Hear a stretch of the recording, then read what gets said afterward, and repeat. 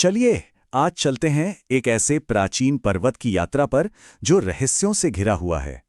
एक ऐसी जगह जहां का हर एक पत्थर एक कहानी कहता है और जिसकी हवा में भी आध्यात्मिकता महसूस होती है। तो शुरुआत एक सवाल से करते हैं। क्या ये मुमकिन है कि कोई पर्वत हमारे महान हिमालय से भी पुराना हो?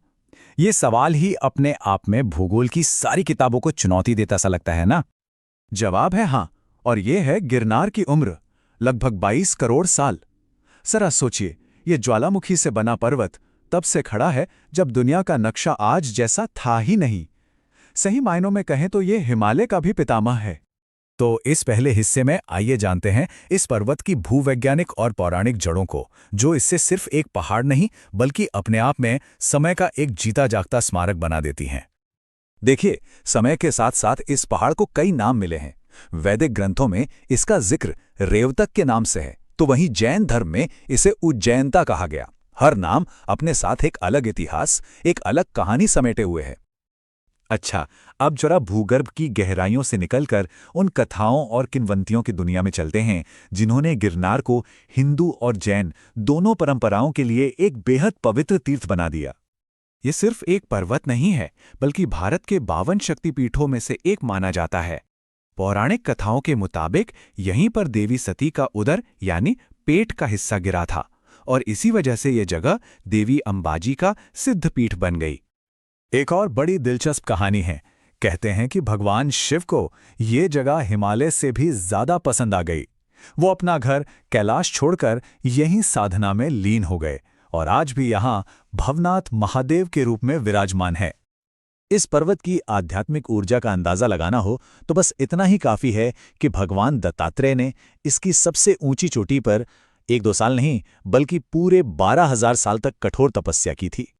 तो ये तो हुई पौराणिक बातें, पर अब जरा उन ठोस सबूतों को देखते हैं जो सम्राटों और राजाओं ने इस पहाड़ की चट्टानों पर हमेशा के लिए लिखती हैं।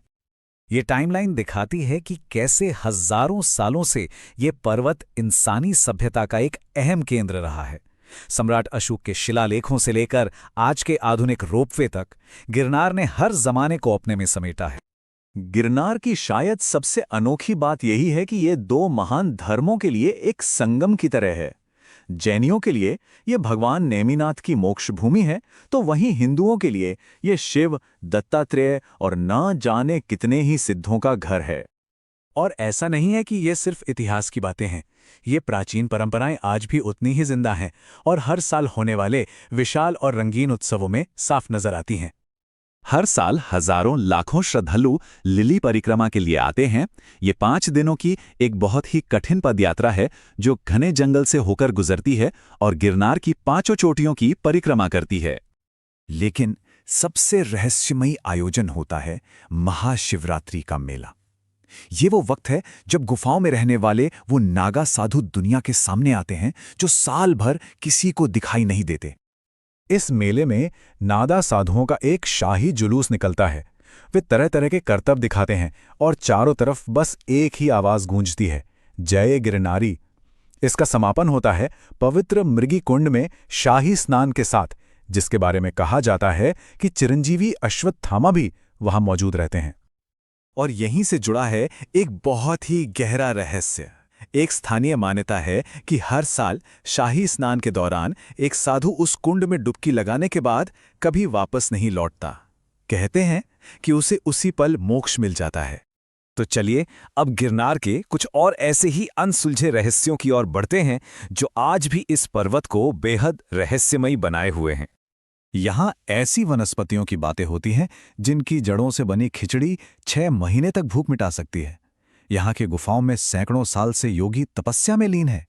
ऐसे न जाने कितने किस्से हैं कि कोई यात्री रास्ता भटक गया और एक योगी ने उसे रास्ता दिखाया और फिर अचानक गायब हो गया। और यहाँ के कुंडों का पानी तो अमृत जैसा माना जाता है। तो सवाल आखिर में यही है कि एक पहाड़ अपने अंदर कितनी कहानियां सहेज सकता है। गिरनार सिर्फ चट्टानों का एक ढेर नहीं है, ये भूविज्ञान, आस्था, इतिहास और रहस्य का एक ऐसा जीता जागता संगम है जो शायद हमें हमेशा यूं ही हैरान करता रहेगा।